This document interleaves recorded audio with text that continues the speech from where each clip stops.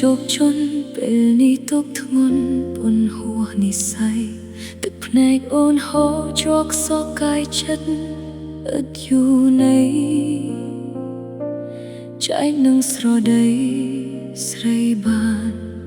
រាយរាប់ថាបងមកធ្វើអ្វីឬចង់ឃើញអូនយំប្រាប់អូនឲ្យត្រង់មកអូនមិនខឹងនឹងបងទេបងសំឡាញ់ហេតុអ្វីធ្វើឲ្យអូននឹកបងមានសិទ្ធអីបានហ៊ានទៅចោលអូនតើអូនធ្វើអ្វីខុសតើបងធ្វើបាបអូនដាក់ទោសអូនឲ្យរស់នៅជាមួយភាពឯកាត្រូវត្រឡប់មកវិញអូនមិនឲ្យបងទៅបើចង់ទៅទាល់តែអូនយល់ព្រមបេះដូងមួយនេះសឹកសួលឆ្លុះទឹកនេត្រាផ្ដើមស្រឡាញ់ផ្ដើមទុក្ខាស្នេហាលះកលកិច្ចកា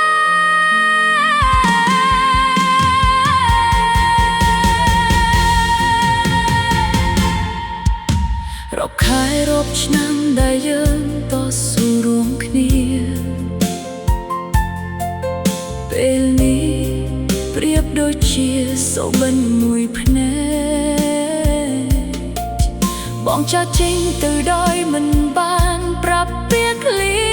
សូម្បីតែមួយម៉ាត់បន្សល់ទុកតែបទទីឲ្យអូនច្រៀងកាយអប្សរតែម្នាក់ឯងបេះដូងដែលធ្លាប់តែក្តៅអ៊ុន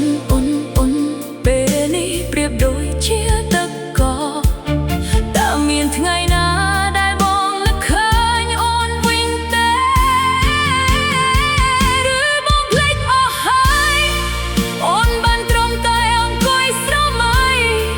និងសួរខ្លួនឯងរៀងរាល់ថ្ងៃត្រង់កន្លែងចាស្នេហ៍ដំបូងឈឺចាប់ម្លេះទេតើមានអ្នកណាអាចយល់ចិត្តអូនបា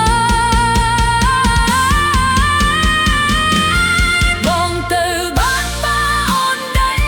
បងទៅបានបាអូនយល់ព្រមតែពេលនេះគឺរូបបងគ្មានសិទ្ធដើរចេញពីអូនទេបងគឺជាបេះដូងអូនហើយជាដងហើមអូនអ្វីគ្រប់យ៉ាងគឺបងគ្មានសិទ្ធយកទៅទេមិនយល់ចិត្តបងដេកមានស្មួនផ្លាស់ដូរចិត្តថ្មីកុំត្រាប់តាមត្រាកៃព្រោះភ្លើងបញ្ហា